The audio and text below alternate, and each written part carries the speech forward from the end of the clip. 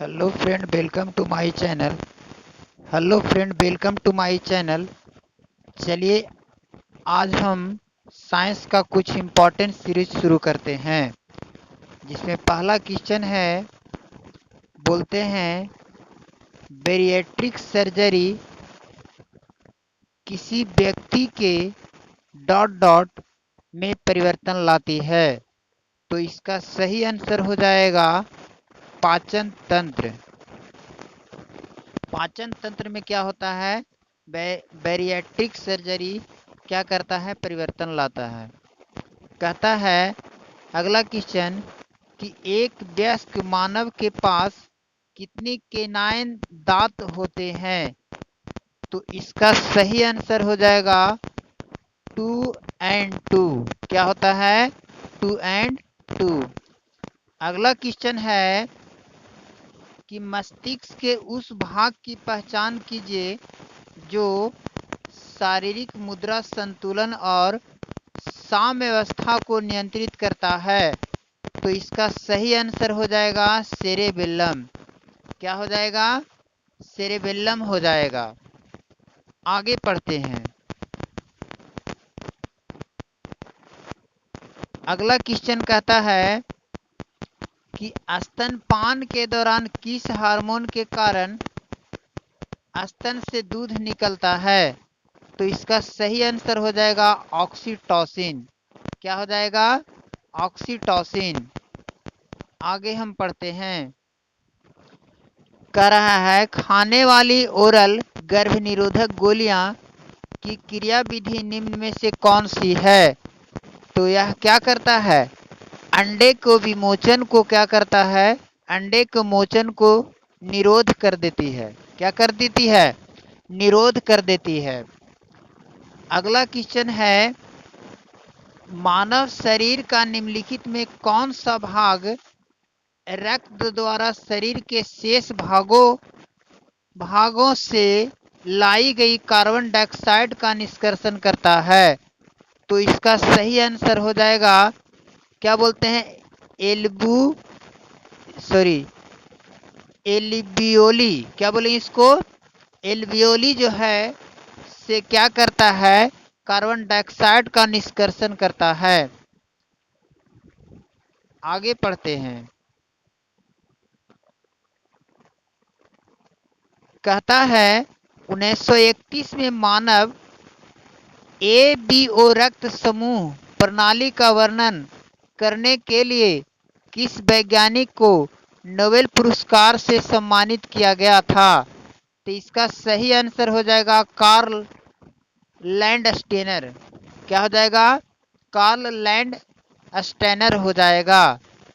अगला क्वेश्चन है धमनियां अपेक्षाकृत छोटी रक्त वाहिकाओं में विभाजित होती है।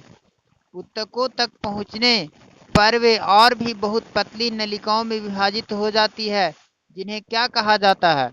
तो जिन्हें केशिकाएं कहते हैं। क्या कहते हैं? केशिकाएं कहते हैं।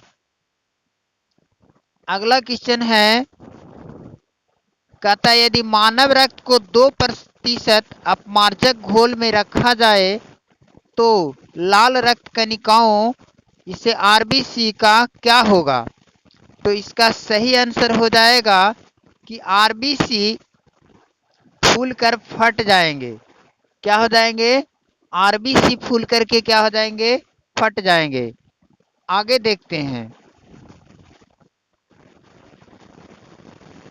आगे कहता है कि मानव मस्तिष्क के बारे में निम्नलिखित में कौन सा कथन सही है? विचार कीजिए।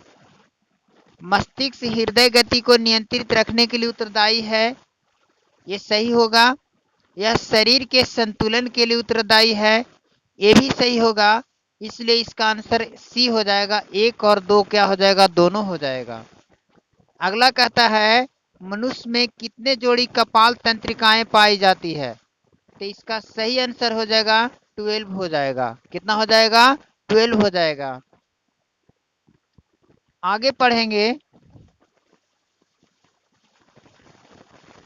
कहता है मनुष्य के हृदय की अलिंद की दीवार एक बहुत ही महत्वपूर्ण पेप्टाइड हार्मोन का स्राव करती है, वह हार्मोन कौन सा है? तो इसका सही आंसर क्या हो जाएगा? सीसी के हार्मोन।